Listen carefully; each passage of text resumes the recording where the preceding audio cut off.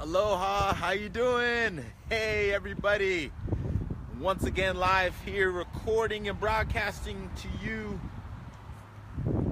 from Benbrook, Texas.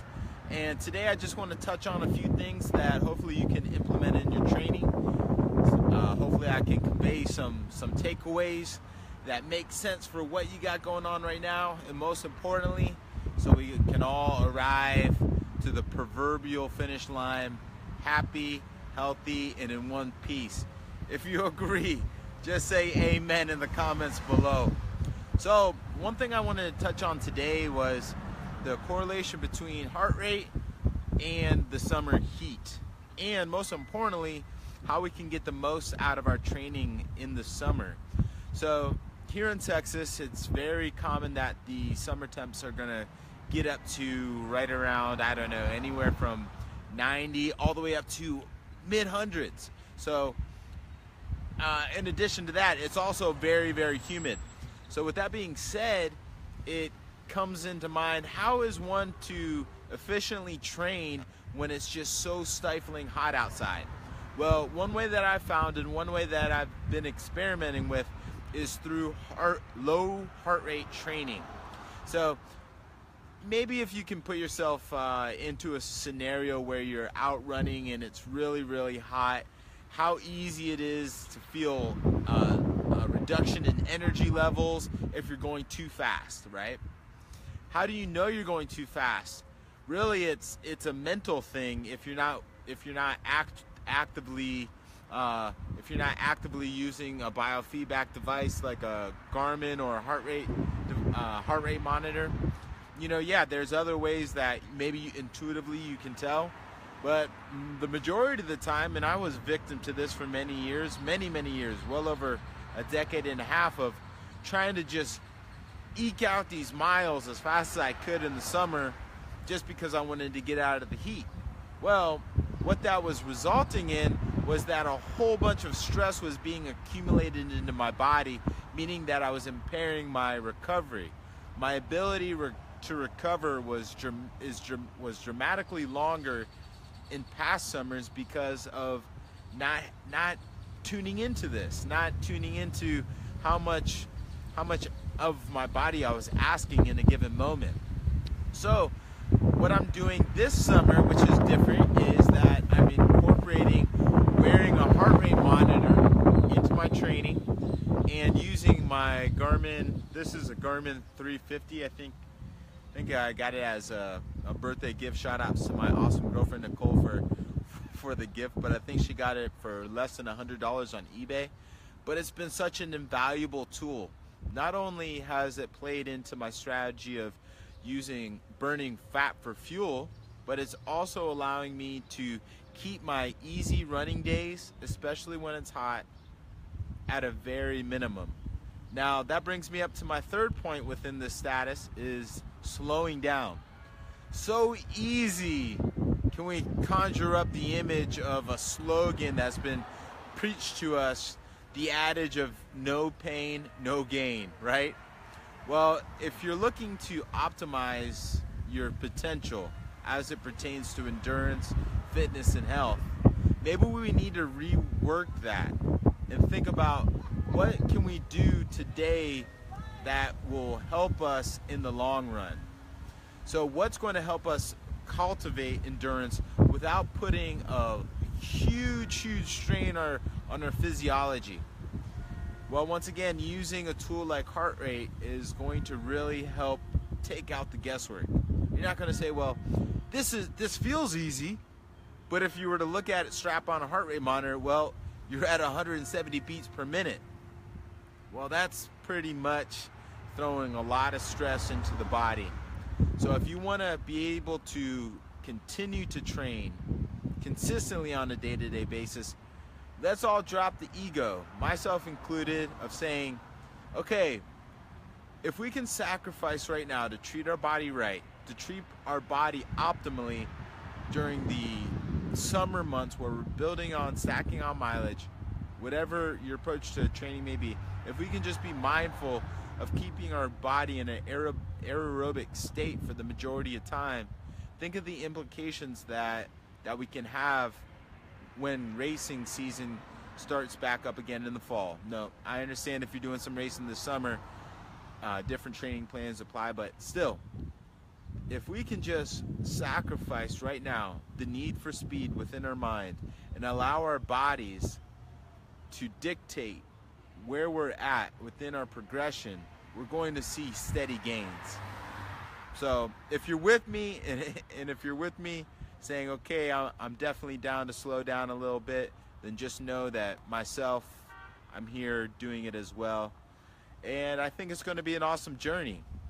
So if you like this tip, and if you're looking for more tips and insights that I've learned along the way, then the link above will take you right to some of them that took about 3,000 miles to learn. So I hope you find some quality insights in that as well.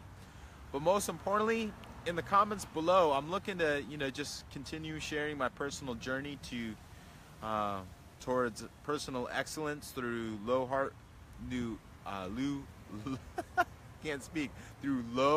rate training and modifying my diet to a high fat, low carbohydrate, moderate protein approach. So I figured that this is right pickings for anything that you want to know regarding the journey or insights into some training that I can do some research and get back to you on. Leave it in the comments below. Leave all your questions below, and I'd love to just continue to create daily content, weekly content that's catered to you. Oh, Matthew Fober, great friend and true inspiration for myself. He's really the reason why I'm still participating in ultra endurance events. So Matt Fober says, Alex, has your heat acclimation and associated heart rate levels diminished, increased, stayed the same since going from a tropical island to the mainland as a training ground? Yeah, that's a great question, Matt. So yeah, for roughly a year and a half, 3 summers straight, I was living on Maui and training in a tropical climate that has a whole bunch of different microclimates. So it was really easy if I wanted to run the heat to run in the heat, or vice versa if I wanted to go up in elevation to focus on cool running 10,000 feet at the summit of Haleakala. So I feel best to answer your question, Matt, is to say, yeah, I've had to really allow myself time to slow down in this Texas heat. Texas heat is very different from any other climates that I've been in, namely Midwest climates, where it can get a stifling 85 degrees with high humidity, but it's very rarely topping out at 100. So I feel like my heat acclimation is kind of all over the place, especially in early season summer. But during the middle of summer, I find that pardon me, there's a lot of traffic, but my heart rate stabilizes right around the middle of summer. So it's just like anything, I feel like, with altitude. If you're just getting into Colorado from sea level, it's going to take about 8 to 14 days, depending on person, to really get that full effect of being at altitude. So I feel the same is for heat. Right now I'm seeing shifts in my heart rate, shifts in my pace at the same heart rate of roughly, so I'll give an example. At 70 degrees, if I'm at 145 beats per minute, then I can run an average pace of right around 745 per minute to 820 per minute. But in the last few days where it's been 85 to 90, that beat per minute range of 145 to 152-ish is right around 920 to 1015 mile per minute. So yeah, I've seen that. So I've seen my heart rates have increased, and that might just be seasonality, because once again, in the winter months, I'm seeing my heart rate at 145, and I'm running much faster. So there's a lot of data to analyze, and I got it all synced up, and I think after I take a 12-month or even a 6-month look at it, I can pull out some more insights from it. But that's a great question, Matt, and it's something that I'll continue to present to y'all. I want to be as transparent with my training as possible, because there's still a lot of events that I have on my calendar this year. Next up is the Vol State 500K, which is a 314-mile unsupported endeavor across the state of Tennessee in July, so it's going to be hot as beep. And that will then segue into a 48-hour event, a racing around a 1-mile loop in August, and then a last man standing race in October.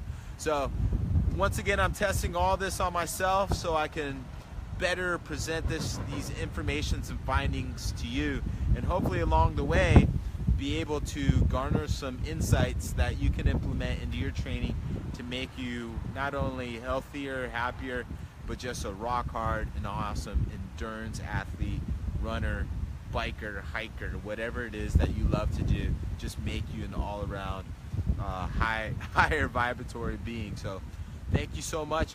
If you have any questions, once again, go ahead and leave them in the comments below. I got some extra tips that I left in the status there if you want to click on them. And if you got any questions about that, once again, feel free to reach out. So thank you to everybody that's been here on this live broadcast. I look forward to presenting you with more content going forward. But most importantly, have a great day. You got my full support over here. This is what Benbrook, Texas looks like. Cool, huh? Andre Gonzalez, smart move on the heart rate monitor for heat training. My massive ego made me learn the hard way. Listen to my body. And brother Andre, I think you said it so perfectly. As runners and high performers or achievers, sometimes taking that healthy dose of humility really goes a long way.